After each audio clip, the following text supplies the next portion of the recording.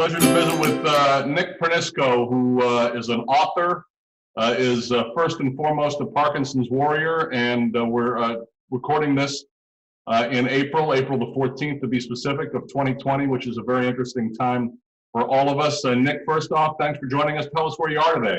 Yeah, thanks for having me. We're in New York right now, my wife and I. We moved here about 2 months ago for a job of hers. But I'm still very connected to the APDA and everything that it stands for. What is it like being in New York this time?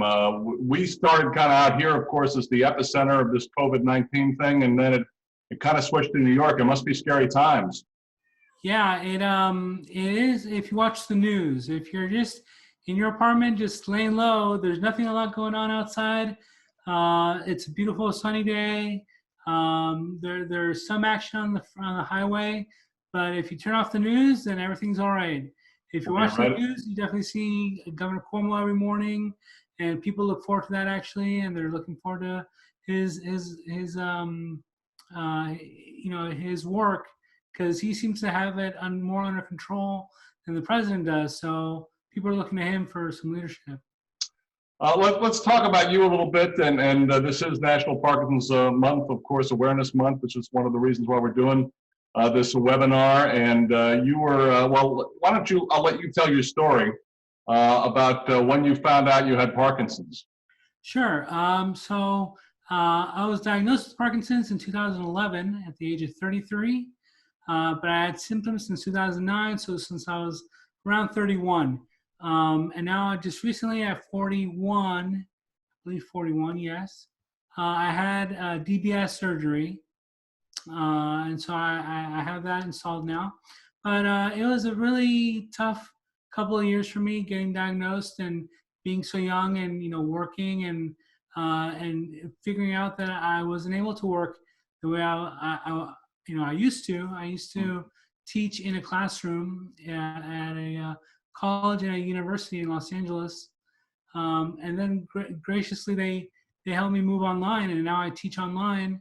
That's one of my main activities that I do, and I know not a lot of other people have that opportunity to do that, but I was lucky enough to have that happen. So after a couple of years of kind of struggling with emotionally and with depression, I kind of figured, well, I'm going to live with this my whole life now. I have to figure out what I'm going to do. I can't just be depressed. I'm going to get my wife depressed, my whole family depressed. So I needed to turn things around. And it was really an attitude change that really did it all for me. And that's where Parkinson's Warrior actually comes from. It's having that attitude that even though things can get rough, you need to stick with it. You need to, keep going, keep moving forward.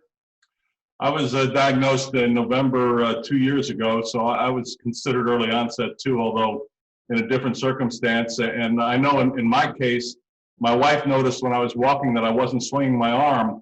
What were the telltale signs for you to eventually get to the point where you got diagnosed? Yeah, absolutely. So I did have some of that lack of arm movement when I was walking, and that was a telltale sign. But it started on my left side, and so my left arm started getting stiff, and I almost like kept it up here, like it was like just kind of stuck or frozen. And it really took a lot of work to kind of just move it down. And at first, I was playing a lot of tennis at the time.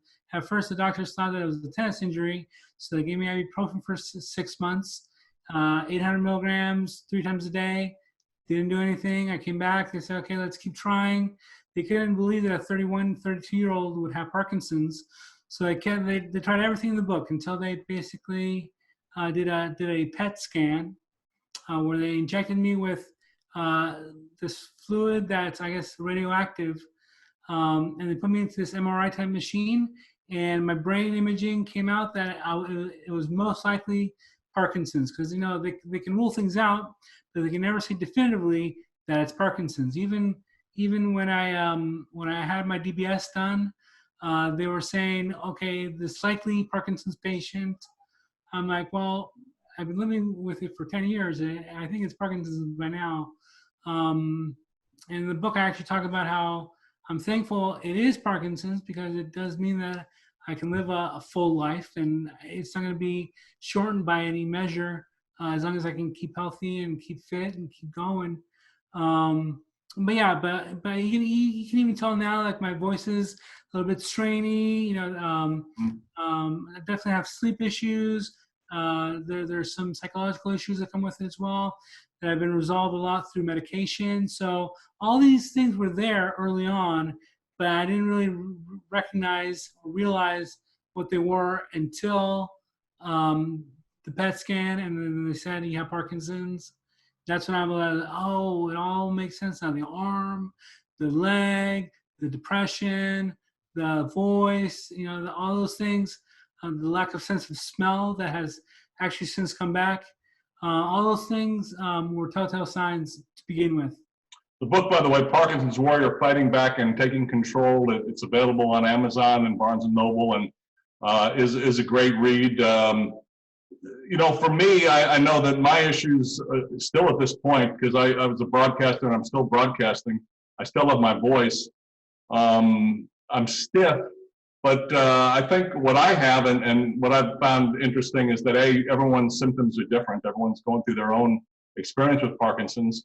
And mine are primarily non-motor, and that's one of the things that I found that people don't realize is like you talked about depression. I mean, I had the same issues. I had issues with insomnia, and I thought I was going crazy. So sometimes getting that diagnosis is actually a relief, because it gives you something to work on. At least you know what's going on with your life. Yeah, absolutely. And I think that if you look at 1,000 people with Parkinson's, you're looking at the potential of 1,000 combinations of different symptoms. I mean, everyone has different symptoms to different severities. The tremor, I never really had tremor. I don't have tremor now thanks to DBS. But that's one of the major issues that people talk about: the stiffness, the rigidity in the muscles. Everyone has it to different degrees. So things that you may not even think are symptoms could be symptoms, and then things that you think are could be unrelated. I mean, we have Parkinson's, but we can still get diabetes. We can still get cancer. We can still, take a fall because we're sleepy or we're weak or uncoordinated, and it could have nothing to do with Parkinson's. So all these different things that we have to deal with. But yeah, every single person is different. Talk about DBS a little bit, which is deep brain stimulation, and I know for some people it's a scary frontier. Walk us through why they said it would make sense for you, what the procedure was like, and how it's worked for you. Sure. So for me, I was set to get deep brain stimulation in Seattle in 2000, at the end of 2017. And around that time, my wife got a job. Well, her job in Seattle moved her to Amsterdam. And so we decided to move to Amsterdam, and we said, as soon as we get there, we're going to get you in the medical system. We'll get you the DBS there. So I was like, well, okay, let's see what this, European medicine is all about. So I went there. I got on a list. After about 9 months, they called me and they gave me all these evaluations. They did psychological evaluations, psychiatric evaluations, and cognitive evaluations, seeing how much memory I had and how much, and I guess intelligence I had to give up because of the DBS. Because the DBS actually lowers your cognition a bit, lowers your memory ability. And some people end up a little bit more depressed after it. Mm-hmm. So they want to make sure that I was on the up and up in that respect to be able to get the surgery. And then after that, they took me in, and the DBS nurse did an on-off study. Basically, how was I when I was completely off medication, and then when I was on medication. And so when they did that, they said there was about a 300% increase or improvement in my symptoms from off to on when they gave me the fast-acting Cinemat. The problem was I had very, very severe on-off periods and very, very severe dyskinesia when I had the on period. So it got to the point where my left leg was causing dyskinesia, and I could barely even walk. It would take me half an hour to walk a block because my leg was doing this whole like, like Monty Python silly foots or Silly walk, sure, yeah. Right. So that's what my leg was doing, and people would stare at me, and so there's a lot going on, and emotionally for me, being stared at or being thought of as different or whatnot, as well as the pain of having to walk like that and having the severe on-off periods. And so DBS really was meant for people like me who took Cinemet, carbidopa-levodopa, but who were having the severe on-off periods where the Cinemet wasn't working anymore. And so they approved me for the DBS. So in another month or so, I was prepped. I came in and I did the DBS. It all happened in about 11 hours, all in one shot. They did both sides. And they did the rechargeable stimulator, which is right here. To be honest with you, I was so looking forward to, this was the part where I talk about attitude. I was so looking forward to having DBS and having that change in my life, that it was going to be so positive for me, that I wasn't even concerned about the holes in my head or brain surgery. The biggest concern for me was the catheter. I'm like, oh no, put the catheter in after I'm asleep. First give me I hear you. the anesthesia and then put the catheter in. And they were all laughing that was my main concern. And so it really was going in with a positive attitude. And when you go in with a positive attitude, you get positive results. And luckily I didn't have any complications. And it hasn't been perfect. I still have Parkinson's. Sure. But it's changed my life. That's great to hear, and you're so right about the positive attitude. That's one of the toughest things I think those of us with Parkinson's have, because I call it, my experience is kind of like life with no momentum. I mean, you have a good day and you expect to have another good day because you've had one, and you don't. You seemingly go back to zero. Then you can have another good day, and it's an emotional roller coaster like you talked about. And I think in a lot of cases, dealing with depression might be one of the biggest issues that those of us with Parkinson's have. Absolutely. I think the psychological issues are the most underrated and under treated symptoms of Parkinson's. I think a lot of people start out with Parkinson's and they start taking Cinemet, the carbidopa-levodopa, and they think, oh, I'm going to be better. Just give me the drugs. Like Michael J. Fox said, just give me the drugs and I'll keep going. But that depression, not only is your life changing before your eyes, but there's literally a chemical imbalance in your brain Right. that is causing the dopamine, which causes happiness, to go away. So depression is definitely gonna be there, whether you take any kind of antidepressant or not, or whether you have a good day and then followed by another good day or not. That depression is just gonna pop up because there's literally a chemical imbalance. That's why it's such a challenging time, I think, because a lot of times when you deal with that, even if you're not depressed, you tend to not want to be around people, and now's kind of a dangerous time, because we're all kind of walking around with a bullseye on our back, those of us in the community, because we are a little more susceptible to what's going on. But it's important, I've noticed, and I've seen in your readings and your writings, that it's important that you try and stay social in all aspects all the time, because isolation is really an enemy. Yes, absolutely. And what's cool about this technology that we're using now is that a lot of support groups have gone online. And, I was a member of a support group in Seattle for about 8 years before moving here to New York. And, I couldn't obviously make the meetings when I was in Amsterdam. And I obviously can't make the meetings now that I'm in New York. But luckily, for some strange reason now, serendipitously, I should say, we're all, telecommuting. We're all on this technology on the computer. And I was actually able to join last week in a support group on with people that I'm familiar with, people I know, and many of them didn't even know I moved. And I said, being 1 mile away is the same as being 3,000 miles away. It really doesn't matter anymore. If you can find a support group, join it. If there's one near you, I'm sure they've gone online. So right now I'm in northern New York City. I'm in Westchester County, and so there's a support group actually in White Plains, which is about 20 miles from here. I went to college.